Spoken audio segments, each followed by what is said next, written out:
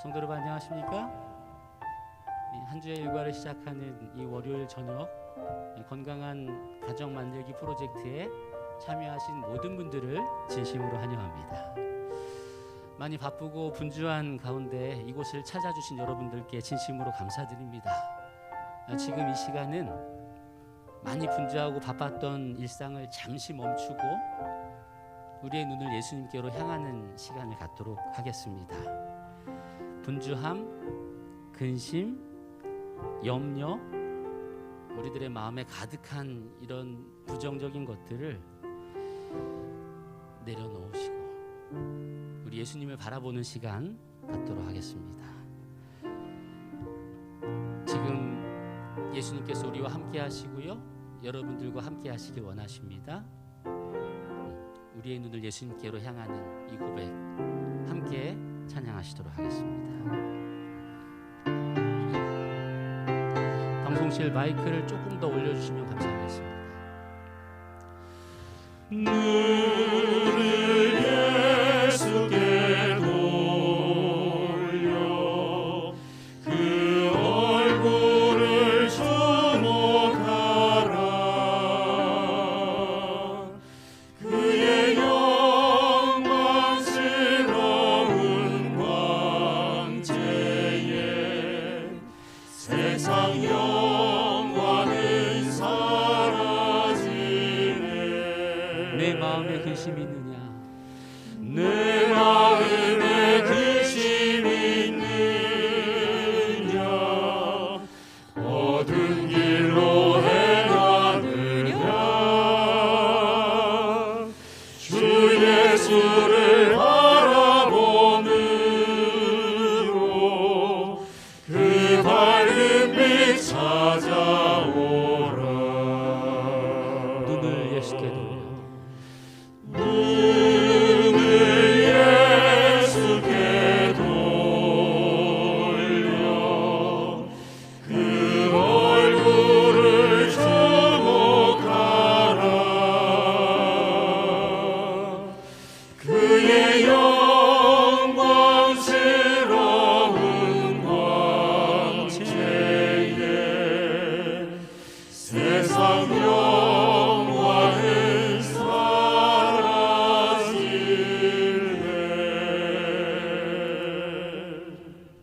아멘. 우리 계속해서 377장 함께 참여하시겠습니다. 377장 1절, 2절, 3절 계속해서 참여하시겠습니다.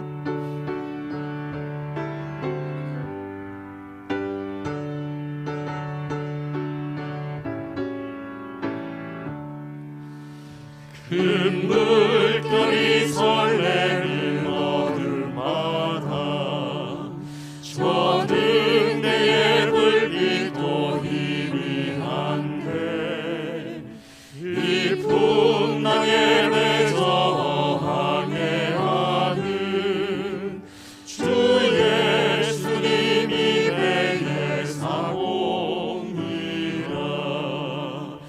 나도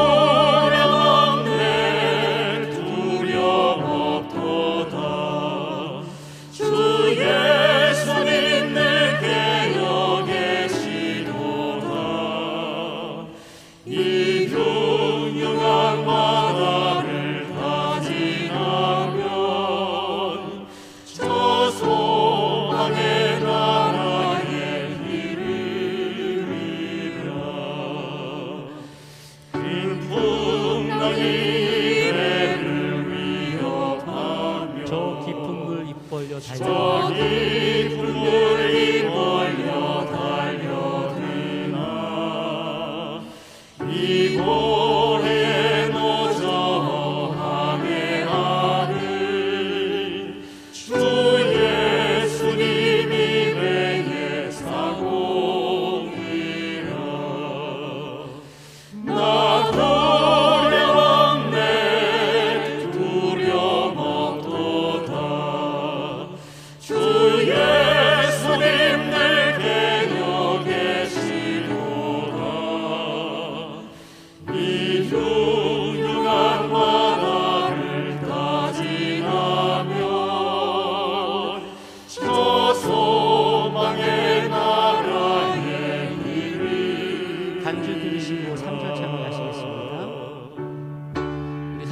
참여하신 후에 회중을 대표하여 우리 김성목 장로님께서 시작 기도 인도해 주시겠습니다.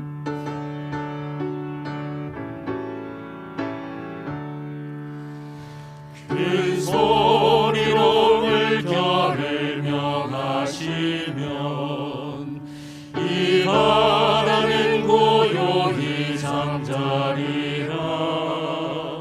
새벽 하늘 찬란히 맑게 될 때 나 주 함께 이 물결 건너가리. 나 두려움 없네 두려움 없도다. 주 예수님 내게 계시도다. 이 흉흉한 바다를 다 지나면 저 소망의 나라에 이르리라.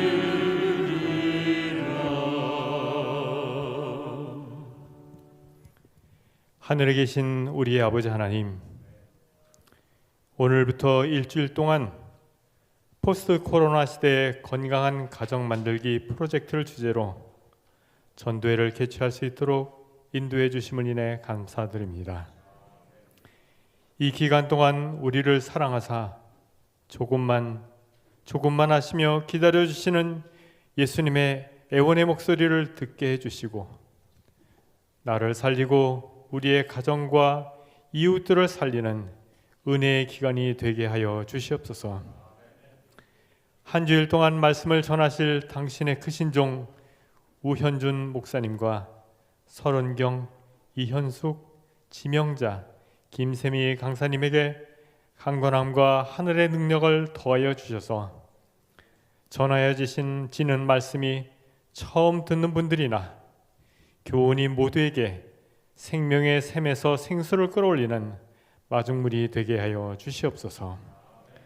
예수님 이름으로 감사 기도드립니다. 아멘.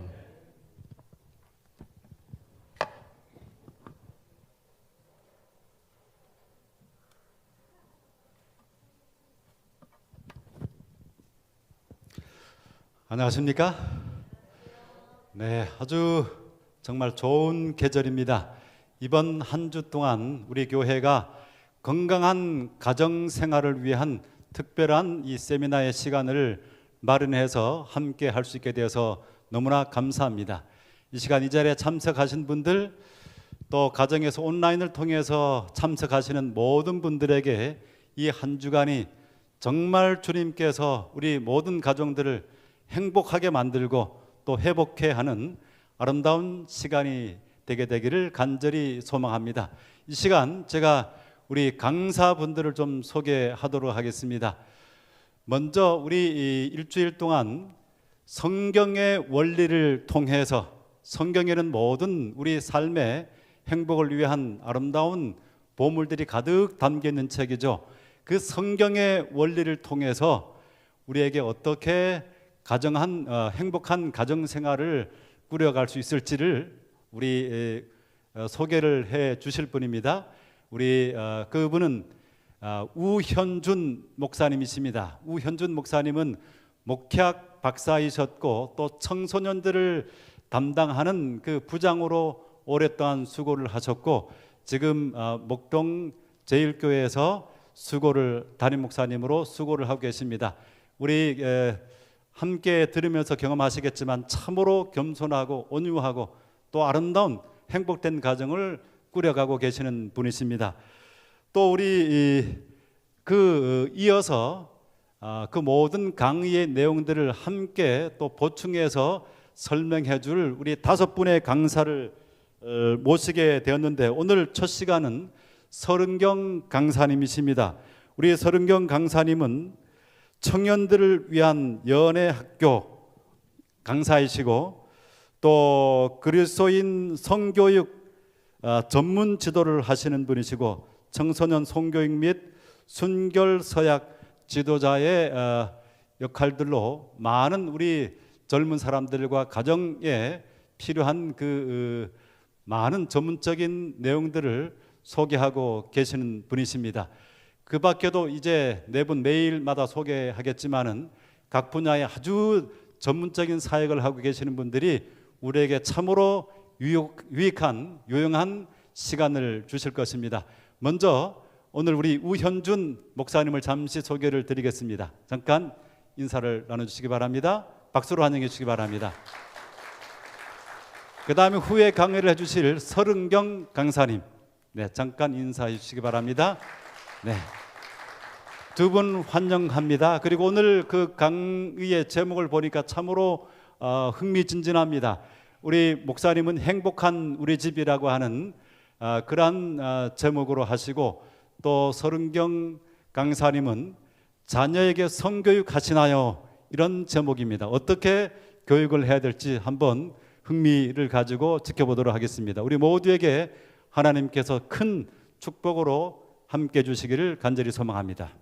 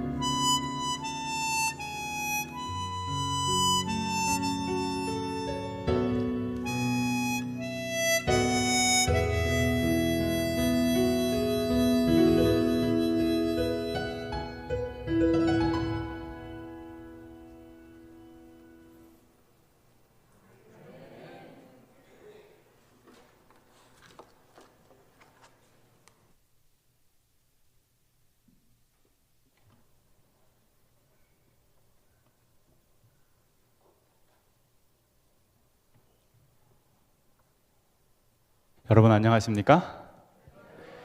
2022년 건강한 가정 만들기 프로젝트 마음건강 힐링 강의를 맡은 우현준입니다. 오늘의 강의를 시작하기 전에 성경을 한 구절 읽도록 하겠습니다. 신명기 33장 29절 말씀입니다. 이스라엘이여 너는 행복자로다. 아멘. 제 소개를 먼저 드리겠습니다. 안내에는 힐링 강의를 위한 마음 건강 전문 강사로 소개가 되어 있죠. 하지만 저는 사실 상담학이나 심리학 전공자가 아닙니다. 아시다시피 저는 묵동제일교회 담임 목사로 봉사하고 있는 복음을 전하는 재림교회 목사입니다. 그리고 사랑하는 아내와 세 자녀, 한 아내의 남편이자 세 자녀의 아빠로 부지런히 열심히 살고 있는 이 시대의 40대 아빠 또 남편입니다. 처음 이 강의 제안을 받고 고민이 많았습니다.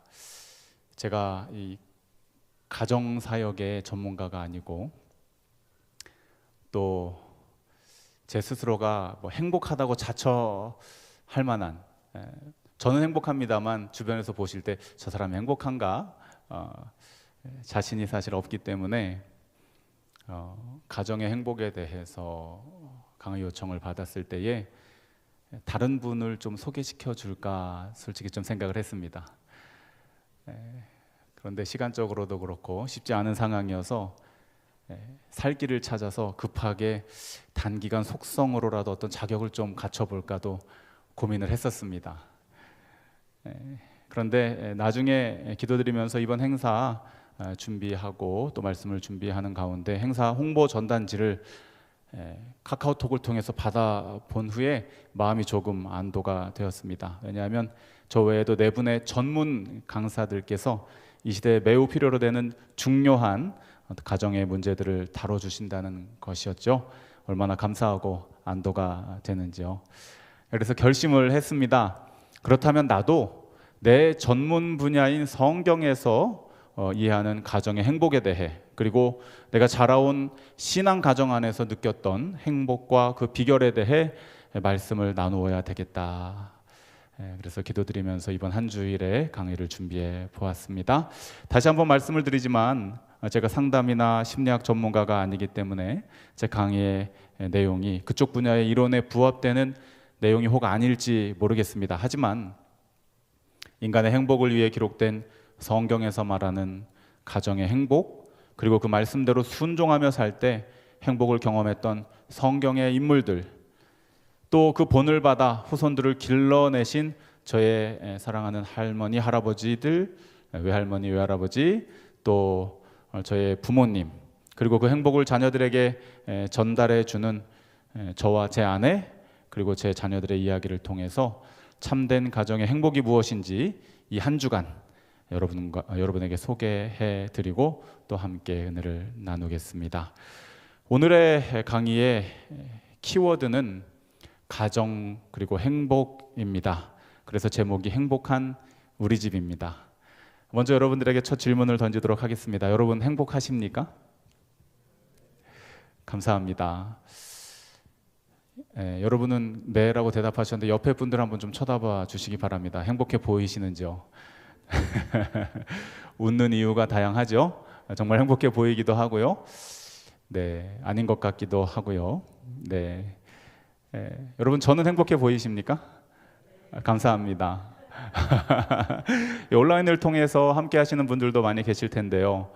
여러분 지금 현장에 앉아 계시는 그곳에서 주변에 있는 사람들을 한번 둘러보시기 바랍니다. 행복하냐는 질문을 듣지 않은 상태에서 과연 내 주변에 있는 사람들의 표정은 행복한가? 그들은 정말 행복하게 살고 있는가? 나와 내 가정은 정말로 행복한가? 여러분 잘 아시는 아리스토텔레스라고 하는 철학자는 행복에 대해서 이렇게 정의를 합니다. 행복은 삶의 의미이자 목적이요 총체적인 목표이다. 이 말은 사람은 무엇을 하든 행복하기 위해서 그 일을 하고 있다는 뜻이겠죠. 특별히 가정에서의 행복은 다른 행복과는 조금 남다릅니다. 내 개인의 행복보다도 더 큰 확장성을 가지고 있어요. 왜냐하면 가정은 혈연으로 묶여진 필연의 관계이고요.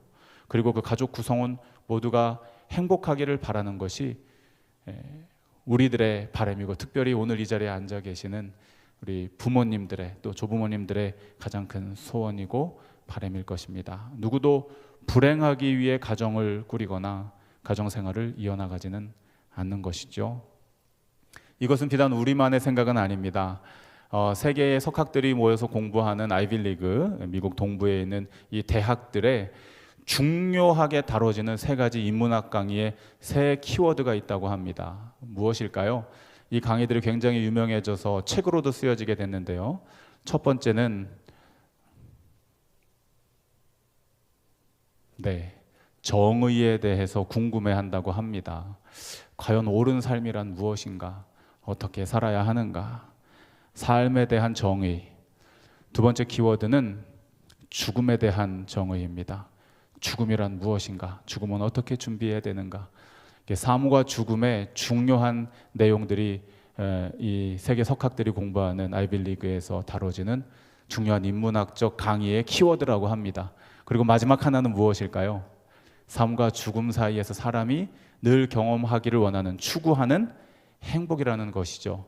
그래서 행복이란 무엇인가라고 하는 이 마지막 키워드가 매우 명강의로, 또 인기 있는 강의로 이렇게 자리매김하고 있다고 합니다.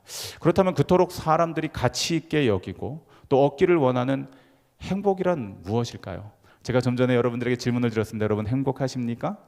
라고 질문 드릴 때 많은 분들이 긍정적으로 대답해 주셨습니다. 그렇다면 두 번째 질문에서 여러분들이 생각하고 느끼는 그 행복이란 무엇입니까? 라고 질문 드린다면 딱 한마디로 답변하시기 쉽지 않으실 것입니다. 그리고 그 행복을 어떻게 얻으실 수 있습니까? 여러분 행복은 어떻게 얻어지는 것입니까? 라는 질문에 대해서도 아마 여러분 망설이게 되실 것입니다. 많은 사람들이 행복하기를 원하고 행복을 찾아 헤매지만 행복이 무엇인지, 또 그 행복을 어떻게 얻어야 하는지에 대해서는 사실 누구도 가르쳐 주지 않았고, 또 자세한 안내서가 우리에게 제공되지도 않습니다. 제 스스로 이 말씀을 준비하면서 저도 행복이 무엇인지 좀 찾아 여행을 떠나 보았습니다. 행복이란 무엇인지 사전적 의미를 좀 찾아봤습니다. 행복은 이런 뜻을 가지고 있네요. 저는 두 번째 뜻만 생각을 하고 있었습니다. 생활에서 충분한 만족과 기쁨을 느끼며 흐뭇함 또는 그러한 상태를 행복으로 생각하고 있었습니다. 그런데 사전적 의미로는, 그리고 한자어의 뜻 자체도 복된, 좋은, 운수라고 하는 의미를 가지고 있더라고요. 나름대로는 좀 실망을 했습니다. 우리가 그렇게 찾아 헤매고 갖기를 원하는 행복이라는 것이 우리의 운과 관련이 되어져 있구나. 복되고 좋은 것은 좋은데 그것이 운수에 따라 달려 있구나. 그래서 우리말만 그런가 하고 영어도 찾아보았습니다. 제가 영어를 잘은 못하지만 어쨌거나 우리 외국어 학원, 우리 영어학원 교회의 강사로 부름을 받았으니 영어에 익숙하신 우리 성도님들의 이해를 돕기 위해서 영어 단어를 한번 찾아봤습니다.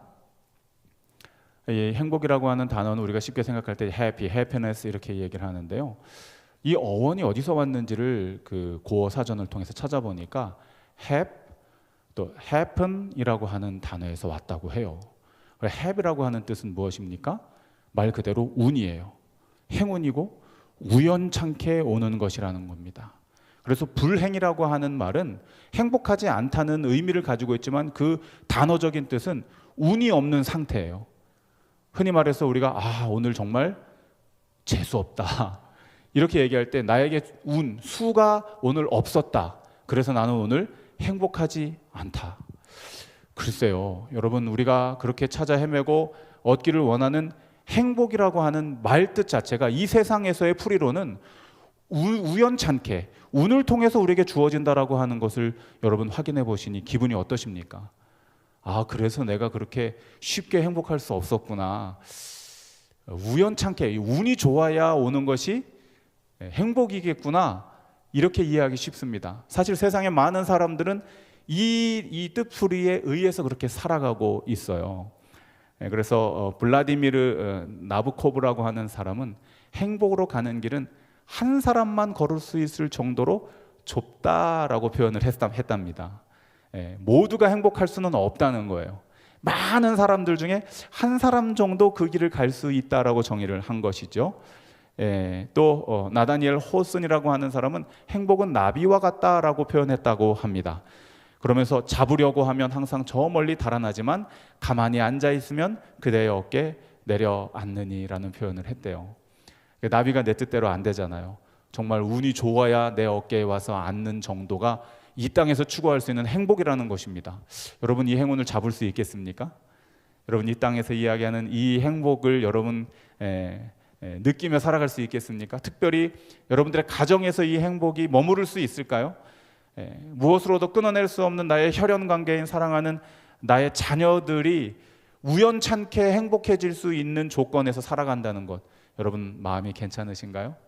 저는 이 내용들을 좀 살피면서 마음이 불편했습니다. 왜냐하면 부모된 입장으로서 특별히 한국 부모님들은 그렇잖아요. 나는 좀 불행해도 누구는 행복해야 돼? 내 새끼들은 행복해야 돼. 내 자녀들은 행복해야 돼. 그런데 내 자녀들이 마주하는 세상의 행복도 나비 한 마리처럼 잡으려고 애쓰면 애쓸수록 달아나는 것이고, 운이 좋아야, 그리고 아무것도 안 하고 가만히 있어야 여러 사람 중에 한 사람의 어깨에 앉아주는 것이 이 땅에서의 행복이다. 너무 슬프죠. 매우 냉철한 철학자였던 지그문트 프로이트도 이렇게 이야기했습니다. 매우 도전적이고 특히 기독교인들에게는 자극적인 표현이 아닐 수 없습니다. 태초에 창조 계획에 인간이 행복해야 한다는 의도는 어땠다고요? 포함되지 않았다. 애초부터 사람은 창조될 때 행복하기 위해 창조된 존재가 아니다라고 정의를 내렸습니다. 그리고 많은 사람들은 이 내용에 동의하죠. 행복할 수 있는 확률이 어느 정도 될까요? 제가 인터넷에 능한 사람은 아니지만 그래도 검색을 해봤습니다.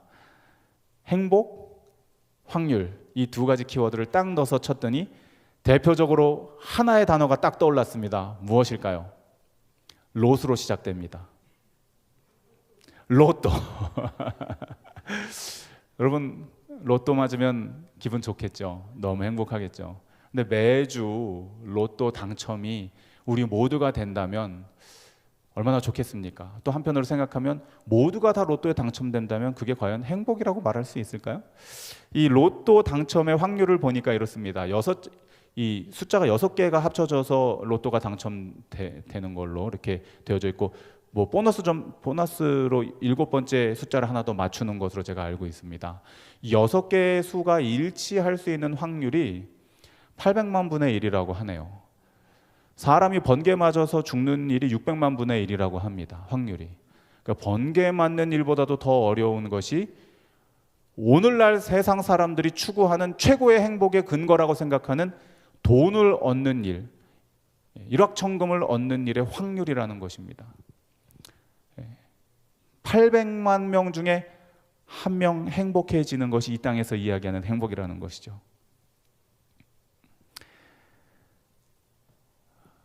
많은 사람들이 이와 같이 얻기 힘든 행복을 찾아 헤매는 것이 오늘날 우리의 삶입니다.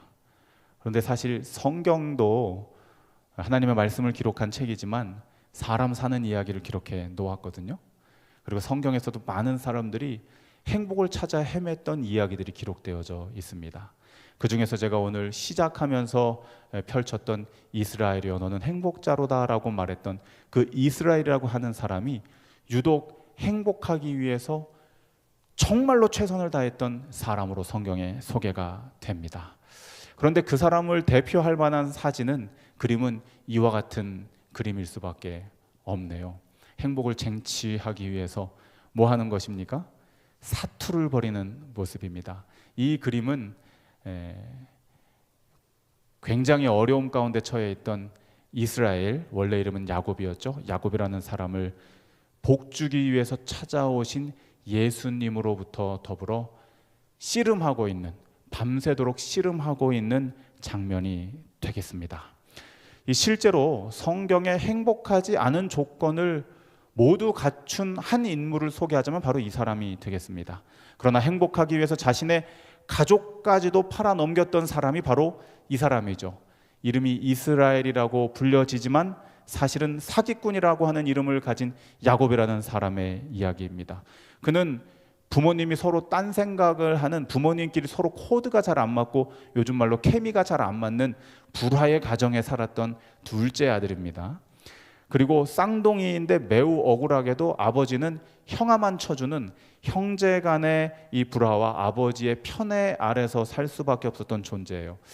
행복하기 쉽지 않은 환경이었습니다. 거기다가 어머니가 굉장히 이 눈치가 빠르신데 그것을 좋게 사용하시면 좋은데 계속 안 좋은 쪽으로 이간질 하시는 어머니 중에 한 분이셨던 것 같아요.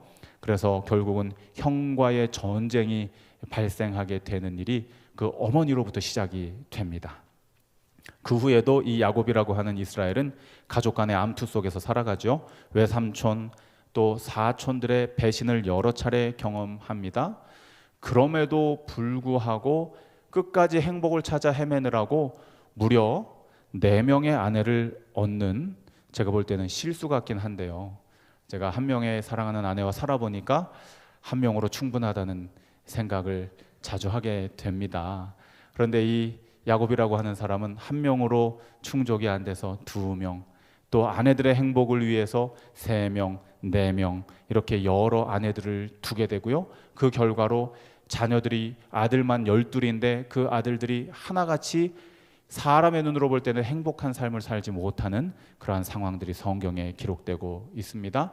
그리고 그 중에 가장 사랑하는 아들 11번째 아들은 자신이 형을 배신했던 것처럼 자식들이 똑같이 형제를 배신하여 노예로 팔아넘기는 비극이 일어났던 가정의 주인공이 바로 지금 여러분들이 보고 계시는 그토록 행복하기 위해서 자신의 전생을 바쳐서 애를 썼던 이스라엘이라고 하는 야곱의 생애인 것입니다. 그의 생애가 성경에 그의 생애가 기록되어져 있는 창세기에는 그의 삶이 있는 그대로 우리에게 소개되고 있습니다. 그런데도 신기하게 오늘 우리가 찾은 신명기 33장 29절에서는 이스라엘아 너는 행복자다라고 표현하고 있습니다. 그렇다면 사람의 눈으로 볼 때에 제가 지금 설명드린 것 중에 여러분 하나만 걸리더라도 여러분의 가정이나 여러분 개인의 삶이 행복하지 않을 거예요. 그런데 이 모든 조건들을 다 갖추고 죽을 고생을 하며 살았던 이 이스라엘이라고 하는 사람을 성경에서 평가할 때에 너는 행복한 사람이었다라고 평가받을 수 있었던 근거와 이유는 무엇일까요? 제가 이 말씀을 보면서 성경에서 말하는 행복이란 세상에서 말하는 그렇게 운이 좋아서 어떻게 얻어 걸리는, 나는 최선을 다하는데 하면 할수록 어려운 과정으로 접어들고, 그러나 어느 이웃집의 어떤 아무개 친구는 아무것도 안 하고 그냥 대충 사는 것 같은데 운 좋게도 자녀가 막 잘 되고 남편이 막 승진을 하고 나보다 주름이 덜 생기는 것 같고 뭔가 저 집은 운이 대통했구나. 세상에서 추구하는 어떤 그러한 행복이 아닌 성경에서 말하는 행복이란 다른 의미의 행복이겠구나 생각해 보게 되는 것입니다. 그래서 조금 어려운 말이지만 신명기 33장에 기록된 행복자로다의 이 행복이라는 단어가 어떠한 단어로 기록되었는지 찾아보았습니다. 히브리 말로는 에쉐르라고 하는 말이고요, 영어로는 blessing이라고 하는 말입니다. happiness와는 조금 다른 어원을 가지고 있는 이 bless라고 하는 말은 bliss라고 하는 행복이라고 하는 단어와 일맥하고 있는 기원을 같이 하고 있는 단어인데요, 이 말의 뜻은 blood라고 하는 말에서 기원됐다고 합니다. blood는 무엇입니까? 여러분 잘 아시다시피 피, 생명, 그리고 혈연 관계를 의미하고 있죠. 성경에서 말하는 행복은 우연찮게 우연히 다가오는 행복이 아니라 야곱처럼 정말 죽을 똥살똥 행복을 찾아 헤매도 얻을 수 없었던, 모든 조건들이 불행할 수밖에 없었던 조건들 가운데에서도 그의 인생의 마지막 평가에서는 너는 정말 행복한 사람이었다, 블레이스한 사람이었다, 블레시드한 사람이었다라고 하는 평가를 받을 수 있는 필연적인 행복이 성경에서 제안하고 있는 행복이구나라는 사실을 찾아 발견하게 된 것입니다. 여러분, 성경에서 말하는 필연적인 혈연 뗄 수 없는 관계에서 당연히 주어지는, 마치 유산과 상속처럼 당연하게 주어지는 이 행복이란 과연 어떠한 행복일까요? 1993년 미국 보스턴 하버드 대학에서 이 조지 베일런트라고 하는 교수님이 행복에 대해서 궁금해지기 시작했습니다. 그래서 인류학자, 심리학자, 내과, 정신과 의사들, 모든 행복에 대해서 연구할 수 있는 사람들은 다 불러 모아서 하나의 팀을 꾸렸다고 합니다. 그리고 이러한 이 토픽을 제시했습니다. 무엇이 우리를 행복하게 만드는가? 그 결과 보고서가 행복의 조건이라고 하는 책으로 우리에게 소개되고 있죠. 그 내용들을 살펴보면 이렇습니다. 75년간 혹시 여기 75세 이상이신 우리 성도님들이나 혹은 오늘 처음 이 자리에 하신 우리 어르신들 계십니까? 이 연구팀이 자신의 평생을 바쳐서 무엇한 것입니까? 행복이 무엇인지를 찾아 나선 것입니다. 75년간 724명의 인생을 추적했다고 해요. 절반은 꽤나 출세했다고 말할 수 있는 하버드 대학의 젊은이들, 대학교 2학년생들을 기준으로 하여서 이 연구가 시작되었고요. 또 반면에 이들은 행복한 조건들이 이미 갖추어져 있는 자들이니까 그렇지 못한 사람들을 좀 조사하자. 그래서 보스턴 빈민가에 있는 비행 청소년들을 또 절반으로 표본으로 삼아서 처음에 시작은 아마 한 1000명 정도로 시작을 했던 것 같아요. 그런데 75년이라고 하는 기간이 지나면서 최종적으로 결론을 얻을 수 있었던 그 표본 대상은 724명이었습니다. 이 사람들이 결국 어떻게 되었을까요? 하버드 대학을 나온 이 좋은 조건에서 살았던 사람들이 정말 모두가 다 행복했을까요? 아니면은 보스턴 빈민가에서 불행하게 살았던 비행 청소년들이 100% 다 불행한 삶을 살 수밖에 없었을까요? 결과는 매우 흥미로웠습니다. 반반의 표본 조사를 한 것처럼 행복의 이 결과도 반반이었습니다. 하버드대를 나온 사람도 절반은 불행했어요. 그야말로 나비 한 마리 앉는 것처럼 우연찮게 그런 일들이 벌어진 거라고 볼 수밖에 없는 상황인 것이죠. 그야말로 해프닝이 일어나는 것입니다. 또 보스턴 빈민가의 이 불우한 가정에서 자란 이 비행 청소년들 가운데에서도 그의 인생의 말로 해서 사람이 볼 때에는 그냥 이 객관적인 이 평가로 볼 때는 글쎄 저 사람이 인생이 행복했을까라고 말할 수 없었을지 모르겠지만 자기 스스로가 나는 행복한 삶을 살았다고 평을 내렸던 사람들이 보스턴 빈민가 출신 중에 과반수 이상이 그들이 행복한 삶을 살았다고 고백했다는 것입니다. 또 반수는 불행한 삶을 살았다고 이야기했다는 것이죠. 그러면서 이 연구팀이 무려 70여 년을 지나면서 사람이 이 땅에서 행복할 수 있는 조건 모두가 다 행복할 수 없었지만 그래도 그 가운데 행복할 수 있었던 사람들, 나는 행복했다라고 고백했던 사람들이 무엇을 행복의 조건으로 이야기하는가에 대한 결론을 내리게 됩니다. 그래서 이 행복의 조건이라고 하는 책에서 조지 베일런트 이 교수님은 무엇이 행복의 조건인지에 대해서 이렇게 결론을 내리게 되는데요. 행복하다고 말한 사람들은 환경이나 조건, 부와 명예가 아니라 좋은 관계라고 이야기했답니다. 좋은 관계라고 말하는 것은 우리가 생각하는 그냥 많은 사람들을 두루 널리 알고 잘 지낸다는 수준이 아니었습니다.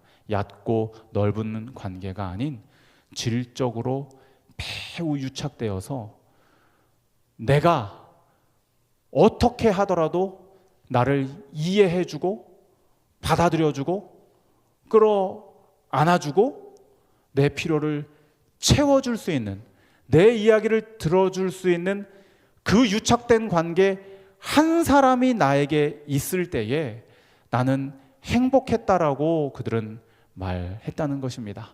단 한 명의 관계만으로도 만족스럽다면 그것은 성공적인 좋은 관계다라고 조지 베일런트 교수는 결론 내리게 되었습니다. 다시 성경의 이야기로 돌아옵니다. 야곱이라고 하는 이스라엘은 사람과는 깊은 관계를 맺을 수 없는 조건 가운데 살았습니다. 그리고 그 스스로도 행복을 가지고 있는 존재가 아니었어요. 여러분 blessing이라고 하는 것, 피와 관련된 것은 제사와 연결되어져 있는 단어이거든요. 나 대신 누군가가 죽고 희생해야만 그 혜택을 누릴 수 있는 존재가 인간이라는 것입니다. 내 안에는 스스로 행복을 만들어낼 수 있는 조건이 없다고 성경은 정의합니다.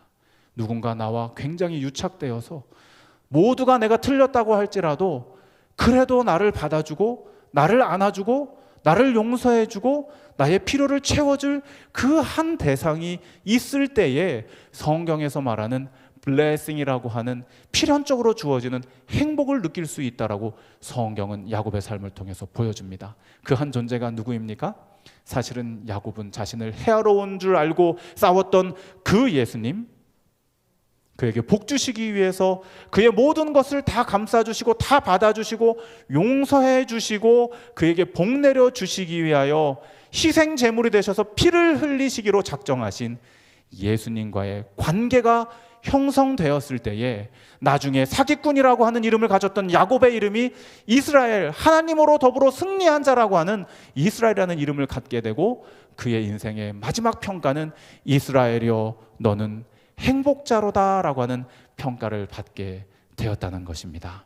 그래서 사실은 제가 조금 블라인드를 했었습니다. 신명기 33장 29절의 전문은 우리에게 이렇게 소개하고 있습니다. 여러분 함께 읽어주실까요? 이스라엘이여 시작.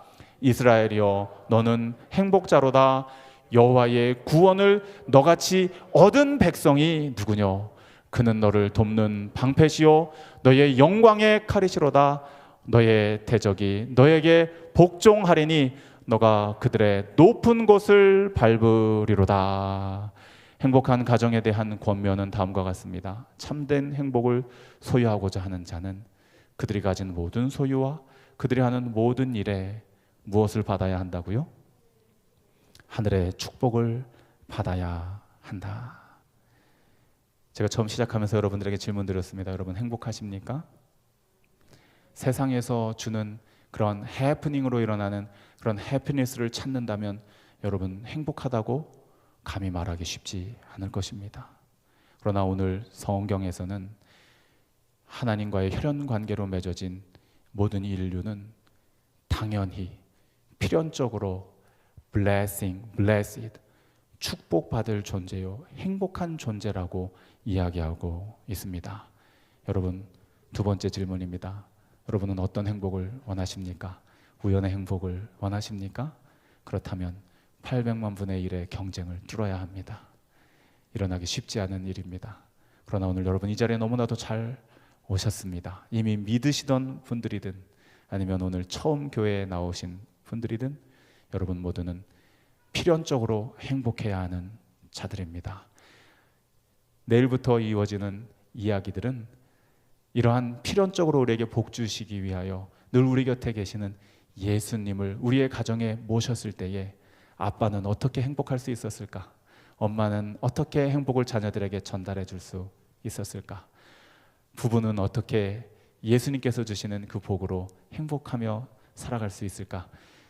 자녀들, 특별히 형제 관계 어떻게 가정 안에서 행복을 누릴 수 있을까? 이야기를 이어나가고자 합니다. 오늘 첫 발을 디디신 만큼 이 이야기가 끝날 때까지 여러분 꾸준히 함께 해주시고 그래서 성경에서 약속하는 야곱이 이스라엘이 되고 우연적인 행복을 바랬던 그가 필연적인 행복을 받았던 그 놀라운 비결을 깨달아 아시고 여러분 모두 필연적으로 행복한 자들 되시기를 제가 믿는 우리 예수님 이름으로 축복드리면서 오늘 강의를 마치도록 하겠습니다. 감사합니다.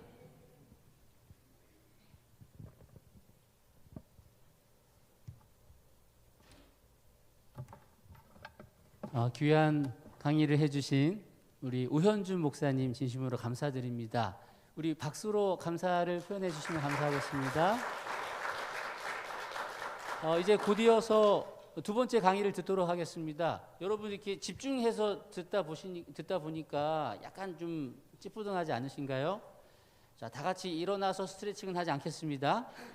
여러분 앉은 곳에서 약간 어깨 좀 돌려주시고요. 혹시 목이 마르신 분은 잠깐 물을 마시고 오셔도 괜찮습니다. 자, 목 이쪽도 잠깐 돌려주시고요. 예. 혹시 몸이 찌뿌둥한 분이 계시다면 6시에서 7시 사이에 저희 1층으로 오시면 또 아로마 마사지와 발 마사지를 또 해드리도록 하겠습니다. 예, 함께 오셔서 여러 가지 유익들을 얻으시면 되겠습니다. 자, 두 번째 강의 들을 준비 되셨나요? 예. 자, 그러면 우리 서른경 강사님을 힘찬 박수로 모시도록 하겠습니다.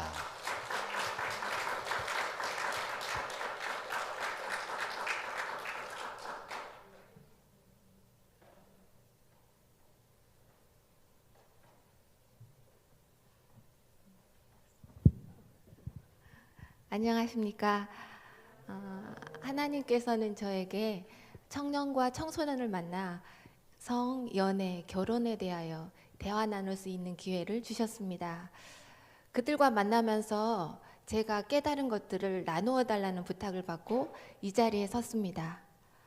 저의 부족한 입을 통하여 하나님께서 우리에게 선물로 주신 성을 아름답게 이해하는 시간 되시기 바랍니다. 뿐만 아니라 각 가정에서 그리고 교회에서 성서적 성교육이 실행되기를 바랍니다. 제가 어떻게 성교육에 관심을 갖게 되었는지 먼저 그 계기를 말씀드리겠습니다.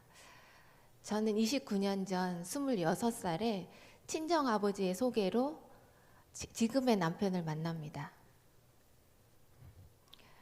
1년 교제 후에 결혼을 했어요. 그런데 지금 생각해 보면 아는 것이 하나도 없이 결혼을 한 거예요. 저는 결혼하면 꽃길을 걸을 거라고 생각했거든요. 그런데 정말 누가 이기나 열심히 싸웠습니다.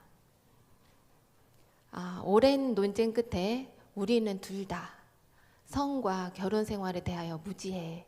그러니까 공부를 해야겠어 라는 결론에 이르렀습니다. 그래서 화성에서 온 남자, 금성에서 온 여자라는 책으로부터 시작해서 여러 책을 읽으면서 공부를 했어요. 그렇게 되자 상대를 이해하게 되고 또 우리 둘만의 성을 만들어가게 되었습니다.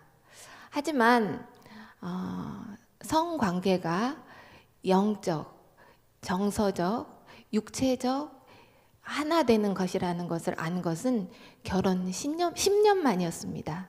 2003년도였는데요. 그때 성경과 대쟁투 총서 10권을 대조해 가며 읽었습니다. 그러면서 하나님을 인격적으로 만난 것입니다. 십자가가 제 머리에서 가슴으로 내려왔습니다.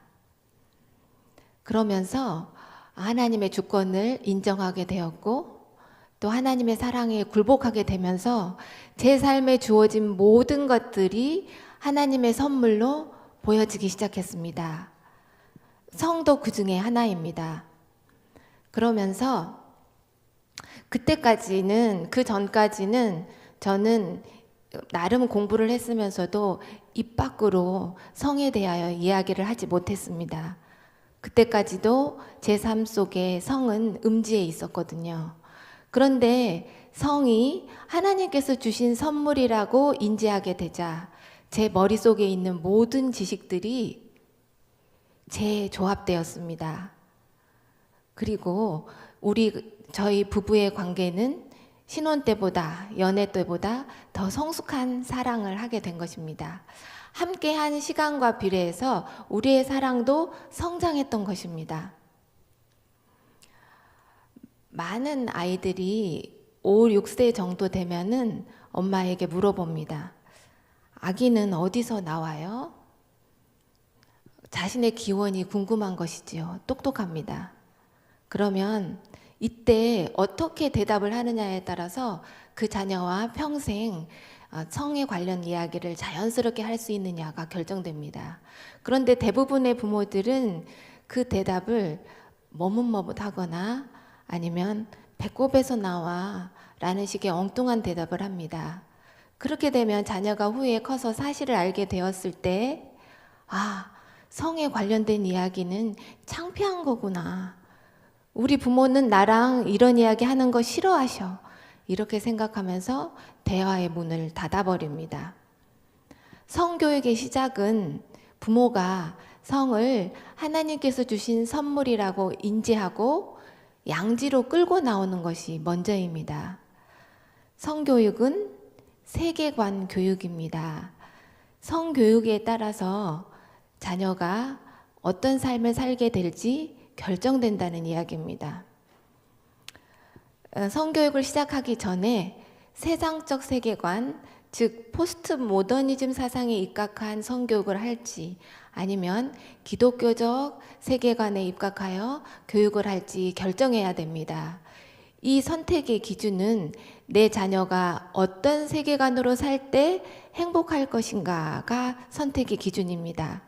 저는 제 자녀가 기독교적 세계관으로 살 때 행복할 것이라고 확신하고 성경을 함께 읽으면서 적절한 내용이 나올 때마다 아이의 수준에 맞춰 성교육을 하기 시작했습니다. 그러니까 신앙교육 안에 성교육을 포함시킨 것입니다. 성교육은 몇 살부터 하는 게 좋을까요? 3살부터 6살이 되기 전까지 시작해야 합니다. 안타깝게도 이 시기를 놓치신 가정은 괜찮습니다. 지금이라도 하시면 됩니다. 여러분도 아시다시피 성교육은 부모가 하는 것이 가장 이상적입니다. 저는 그래서 만나는 가정마다 묻습니다. 성교육을 하시나요? 그런데 제대로 성교육을 하는 가정을 찾기가 힘듭니다. 우리가 가르치지 않으면 세상이 사단이 우리 아이들을 가르칩니다. 세상의 아들, 딸이 우리의 아들, 딸을 유혹하여 데리고 나갑니다. 자녀 손에 있는 핸드폰 속의 음란물이 잘못된 성의식을 가르칩니다. 그래서 저는 일회성이 될지언정 교회 학생반에서 성교육을 하고 순결사역식을 하고 있습니다. 다음은 얼마 전 본부교회에서 사회에 걸쳐 성교육을 하고 5회차 때 순결사역식을 하는 장면입니다. 교육 내용은 남자와 여자를 만드신 하나님, 나를 경이롭게 만드신 하나님, 현숙한 여인, 멋진 남자로 훈련하시는 하나님, 나의 몸을 귀하게 여기시는 하나님, 마지막으로 5회차 때 순결사역식에서는 나의 배우자와 결혼하기까지 나의 몸과 마음을 순결하게 지키기로 서약합니다. 그리고 부모들도 자녀들을 악으로부터 보호할 것을 서약합니다. 순결사역식에는 담당 목회자와 학생들 그리고 그들의 부모가 참여합니다. 순결사역식에 코디와 그다음 음식은 굉장히 신경 써서 준비합니다. 뿐만 아니라 순결을 상징하는 반지를 준비해서 부모가 자녀에게 끼워줍니다. 다음은 중학교 1학년 남학생의 결심서입니다. 나의 머리를 더럽히고 괴롭힐 웹소설, 웹툰 그리고 음란물을 절대로 보지 않겠습니다. 중독되면 골치 아프니까. 이성교제는 제가 준비될 때까지 하지 않겠습니다. 꼭 예쁜 재림교인 여성과 결혼하겠습니다. 여기서 예쁜을 절대 포기하지 않습니다. 성관계는 결혼식 후에 나의 배우자와만 할 것이며 둘만의 장소에서 하겠습니다. 다음은 청년들을 대상으로 연애학교를 어떻게 진행하는지 말씀드리겠습니다. 솔직히 청년들이 저보다 더 똑똑하기 때문에 강의 방식이 아닌 책을 매개로 이야기 나누고 있습니다. 연애학교라는 첫 번째 책입니다. 하나님이 지으신 우리 뇌의 생리를 보면 연애 감정은 모래시계와 같다. 이 모래시계가 지속하는 시간은 평균 12, 18개월이다. 연애 감정도 하나님께서 주신 것입니다. 이것이 없었다면 결혼 제도가 유지되기 힘들었고 인류는 사라졌을 것입니다. 연애 감정이 있어서 우리는 우리 짝을 만나는 문을 열 수 있었습니다. 하지만 이것조차도 통제되고 절제할 수 있어야 합니다. 하지만 세상은 정반대로 이야기합니다. 로맨스 사랑을 미화하고 연애 감정에 자신을 맡기라고 합니다. 그런데 감정에 맡기면은 꼭 어리석은 판단을 하게 되지요. 하나님 설계의 비밀 생각이란 책에는 이런 내용이 있습니다. 의지의 통제권을 감정에 내어주면 결과는 어떻대요? 늘 파멸뿐이다. 우리의 감정은 우리 스스로 키울 수도 있고 굶겨 죽일 수도 있어요. 우리에게 분명히 그런 능력이 있습니다. 결혼 정년기의 청년이 연애 감정이 들었어요. 그러면 첫 번째 체크할 것이 있습니다. 그 상대가 하나님 보시기에 아름다운 사람인가? 현명한 아내, 좋은 엄마, 자애로운 남편, 좋은 아빠가 될 사람인가? 눈을 크게 뜨고 살펴보아야 합니다.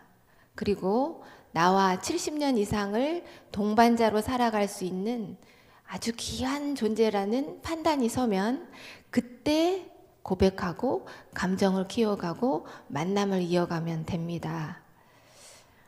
어느 날 30대 아가씨가 저를 찾아왔습니다. 아름다운 외모에 누구나 부러워하는 직업을 가진 아가씨였어요. 하지만 정신적으로 많이 지쳐 있었고 상처가 많아서 주변 사람들과 인연을 거의 끊은 상태였습니다. 뿐만 아니라 하나님께 대한 오해와 원망으로 고통의 시간을 보내고 있었습니다. 무엇이 그녀를 이렇게 만들었을까요? 비신자 남성과의 사랑이 이별로 맞춰지자 그녀는 절망했습니다. 나는 과거에도 불행했고 현재도 불행하며 미래에도 분명히 불행할 거예요 라고 자주 이야기했어요. 그 남자가 자기에게 행복과 기쁨을 가져다 줄 거라고 생각했는데 헤어지게 되자, 그것도 억지로 헤어지게 되자 삶의 의욕을 잃었습니다. 제가 보기에 남의 일 같지 않았어요. 저도 딸 가진 엄마거든요. 그래서 그녀의 이야기를 다 들어주었습니다. 같이 기도하고 책을 읽으며 대화를 나누기 시작했습니다. 시간이 흘렀어요. 어느덧 놀라운 기적이 일어났습니다. 성령 하나님의 크신 능력이 임하는 것을 경험하게 된 것입니다. 그녀는 하나님의 사랑을 깨달았어요. 그리고 자신의 사랑이 얼마나 어리석었는지, 잘못된 사랑인지 알게 되었습니다. 그리고 하나님의 뜻대로 주님이 계신 가정을 꾸리기 위하여 기도하기 시작했습니다. 그녀의 기도가 응답되었을까요? 네, 응답되었습니다. 그녀는 주님이 계신 가정을 꾸리고 하늘이 주는 평안 가운데 살고 있습니다. 여호와를 경외하는 배우자와 함께 조성 예배 드리고 말씀 묵상하고 함께 기도하며 행복하다고 합니다. 그들은 교제할 때부터 3인조 대화를 했어요. 3인조 대화란 부부 사이에, 커플 사이의 대화 속에 하나님이 계신 것입니다. 주님이 계신 가정, 주님이 계신 부부, 주님이 계신 커플은 정삼각형이 안정적인 것처럼 그들의 관계도 안정적입니다. 다음은 혼전 성관계보다 더 커플들을 현실의 문제에 눈 멀게 하는 것은 없다. 아주 예민한 이슈입니다. 이 이야기를 나누기 전에 저는 먼저 결혼은 무엇인지, 성관계는 하나님께서 어떤 용도로 주셨는지 먼저 이야기해 줍니다. 결혼은 하나님과 신랑 신부가 언약 관계를 맺는 것입니다. 그래서 결혼식은 하나님과의 언약식이지요. 하나님께서는 당신과 언약을 맺은 부부에게 행복하게 살 수 있는 능력을 풍성히 부어주십니다. 그리고 언약을 맺은 부부는 그 하나님과 친밀한 관계를 맺는 한 행복한 가정을 유지할 수 있습니다. 그래서 하나님께서는 언약을 맺은 부부가 절대 갈라서지 않는 것이 원칙이라고 말씀하십니다. 뿐만 아니라 하나님은 평생 배우자만을 아끼고 사랑하도록 성관계를 선물로 주셨습니다. 성관계란 하나님이 부부에게 주신 아름다운 연합의 장치입니다. 부부가 성관계를 통하여 영적, 정서적, 육체적 온전한 일치감을 느낍니다. 쉽게 말하면 성관계는 아름답고 거룩한 부부를 연결하는 접착제와 같습니다. 그런데 혼전 성관계는 어떨까요? 관계를 하고 나면 맹인이 됩니다. 현실에 대하여, 상대에 대하여 눈을 감게 됩니다. 별로 지혜롭지 않은 만남이라는 걸 알면서도, 좋지 않은 배우자감이라는 걸 알면서도 결혼하고 싶어집니다. 그래서 결혼을 하지요. 근데 신기하게도 결혼을 하면 신봉사가 눈을 뜨듯이 번쩍 눈이 떠집니다. 그러죠. 그럴 뿐만 아니라 시력이 어떻게 되죠? 독수리 눈이 돼요. 그래서 볼 거 안 보일 거 다 보입니다. 이거 어쩌지? 바꿀 수도 없고 험난한 현실이 시작되는 것입니다. 그런데 이보다 헤어지는 경우도 많지요. 성관계 때문에 이별할 때 고통이 더합니다. 여러분, 접착제로 무엇인가를 붙여봤다 떼어본 기억이 있으시지요? 그거를 상상하시면 됩니다. 결합되었다가 억지로 떨어지고 또 다른 새로운 사람과 결합하기를 반복하다 보면 정작 자신이 결혼했을 때 배우자와 성적 결속력이 현저히 떨어지게 됩니다. 다음은 하나님은 웨딩 플래너란 책입니다. 내 짝을 만나려고 애쓰기 전에 내가 먼저 좋은 배우자감이 되라는 말입니다. 결혼 건축 자재를 준비하라는 것이에요. 첫째는 영적 성숙입니다. 결혼 생활하는 거 쉬워요? 어려워요. 그래서 지혜를 필요로 합니다. 지혜는 여호와를 경외하는 데서 옵니다. 여호와를 경외하라는 이야기입니다. 둘째, 경건한 인격입니다. 경건한 인격은 사랑할 줄 알아야 한다는 이야기예요. 죄된 인간이 이타적인 사랑을 할 수 있나요? 그럴 수 없습니다. 참 사랑의 실체이신 예수님과 친밀하게 연결되어 있을 때 우리는 사랑을 할 수 있습니다. 세 번째, 정서적 안정감입니다. 정서적 상처가 있을 때 결혼 후에 부부 간에 갈등을 유발합니다. 하지만 지혜롭게 극복하면 상처가 치유됩니다. 하지만 유아기 때 자라나는 청소년기에 정서적 상처가 많다고 하면 그리스도인 상담자를 만나 도움을 받을 것을 권합니다. 안정적 재정입니다. 결혼한 부부가 가장 큰 스트레스를 받는 게 재정 문제입니다. 그래서 내 짝을 만나기 전에 안정적인 직업을 구하는 것이 먼저예요. 그리고 빚이 있다면 해결해야 되겠죠. 부모 역할에 대한 준비입니다. 엄마 아빠가 될 준비를 하라는 말입니다. 교회에 어린이반 교사를 하거나 고아원에 봉사를 하면 좋습니다. 가사 생활의 훈련 정도, 가사 일을 어렸을 때부터 참여하면 좋겠지만 그렇게 되지 않은 경우는 결혼하기 전에 가사 일을 남자고 여자고 다 배워야 합니다. 책임감입니다. 책임감이 없는 결혼을 하게 되면 배우자와 자녀가 고통받습니다. 마지막으로 헌신입니다. 결혼은 헌신을 먹고 유지되는 제도입니다. 그래서 헌신하기 싫어하면 결혼하지 않아야 합니다. 아직 준비가 안 된 것이지요. 다음으로 이 책에서는 조언자를 세우라고 말합니다. 배우자를 선택할 때부터 결혼하기까지 조언자, 즉 멘토를 세우라는 이야기입니다. 멘토는 부모님이 해주시는 게 제일 좋은데요. 사정이 여의치 않을 경우 영적으로 모본이 되는 부부가 해주시면 됩니다. 그런데 청년들은 어른들의 조언을 듣기를 좋아하지 않아요. 인생은 딱 한 번 살 수 있습니다. 잘못 산 시간을 되돌릴 수 없지요. 그런데 특별히 인생에서 가장 중요한 결혼 문제에 꼭 조언자를 세울 것을 권합니다. 그렇게 될 때 인생의 어려움을 피해갈 수 있습니다. 세 번째 책은 내가 만든 신입니다. 이 책을 펼치면 첫 번째 장에 우상, 생각보다 훨씬 더 위험하다.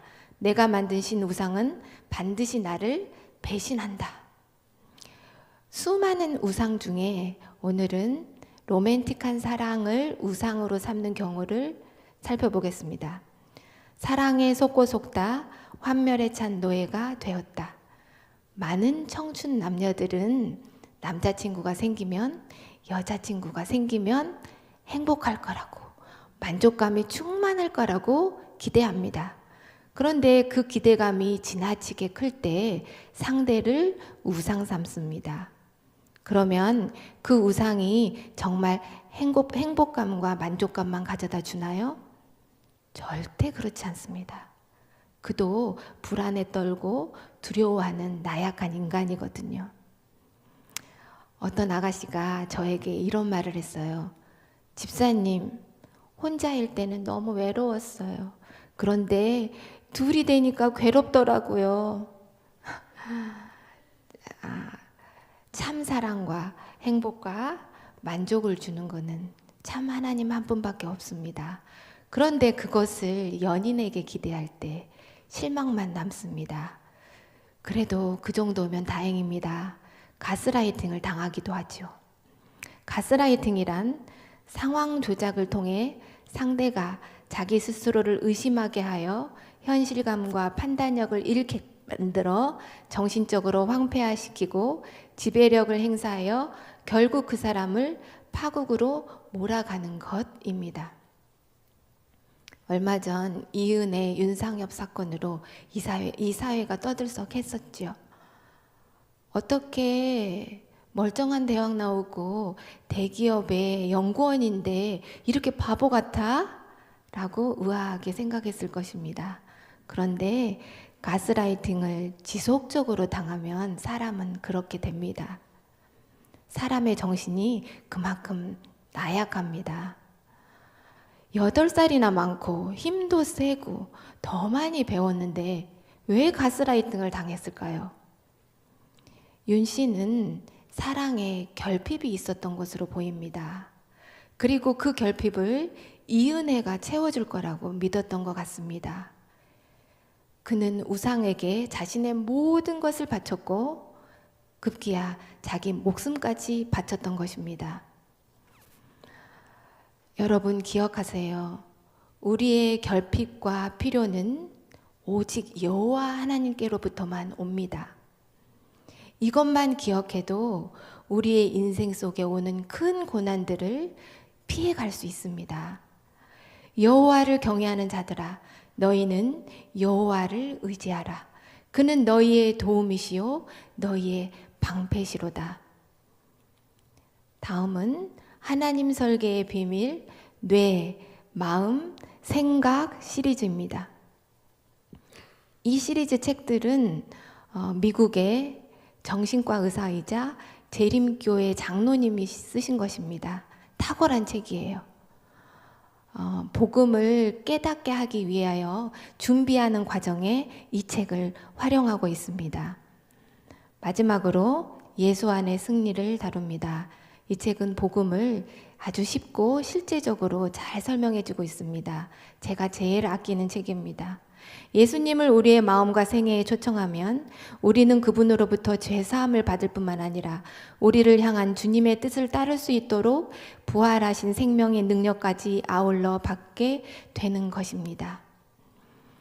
이 책을 읽으면서 청년들은 자신들의 뇌에 뿌리 박혀 있던 세상적 세계관을, 가치관을 십자가 앞에 내려놓고 예수님의 심장으로 살아갈 것을 결심합니다. 그리고 자신의 노력이 아닌 예수님의 능력으로 승리의 삶을 살 것을 훈련합니다. 이렇게 훈련한 청년들은 하나님의 뜻을 따라 교제하거나 또한 인내로 자신의 짝을 기다리고 있습니다. 그런데 특별히 순간의 잘못된 판단이나 무지로 실수를 한 청년들은 저의 순결 교육을 받을 때 죄책감을 느낍니다. 그래서 저는 꼭 예수 안의 승리, 복음을 가르칩니다. 예수 그리스도의 십자가와 부활로 자신이 의롭게 되었고 깨끗함을 받았음을 믿게 됩니다. 예수님의 보혈로 나는 순결합니다. 고백합니다. 여러분 눈치채셨지요? 저의 성교육과 연애학교는 복음을 기반으로 합니다. 왜냐하면 인생에서 만나는 모든 문제의 열쇠는 복음에 있기 때문입니다. 세상이 우리 자녀들을 삼키기 전에 말씀으로 우리 자녀들에게 성교육을 꾸준히 합시다. 인내를 요하는 작업입니다. 하지만 참 좋으신 하나님께서 우리와 자녀와 그 다음 세대까지 평강과 형통으로 이끄실 것입니다. 감사합니다.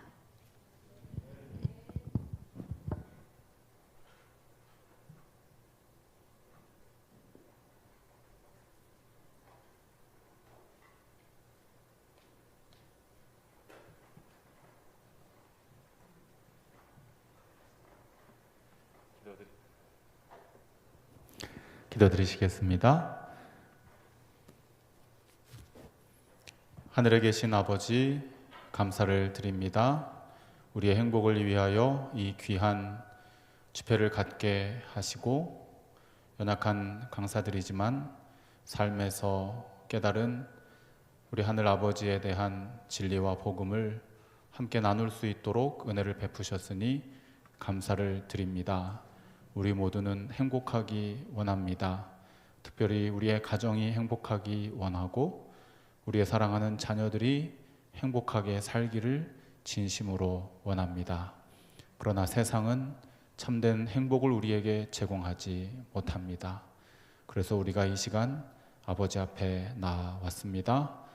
앞으로 펼쳐지는 모든 말씀들, 또 오늘 함께 나눈 이 귀한 말씀들이 우리 마음에 새겨져 말씀 가운데 계시는 아버지, 우리 주님을 만나게 도와주시고 우리에게 약속하신 필연의 행복을 경험할 수 있도록 인도하여 주시옵소서. 내일 다시 만날 때까지 우리의 삶을 지키시고 인도하셨다가 내일 이 시간에 또 함께 모여 즐겁고 행복한 행복의 말씀을 나누도록 도와주시옵소서. 예수님 이름으로 기도드립니다. 아멘.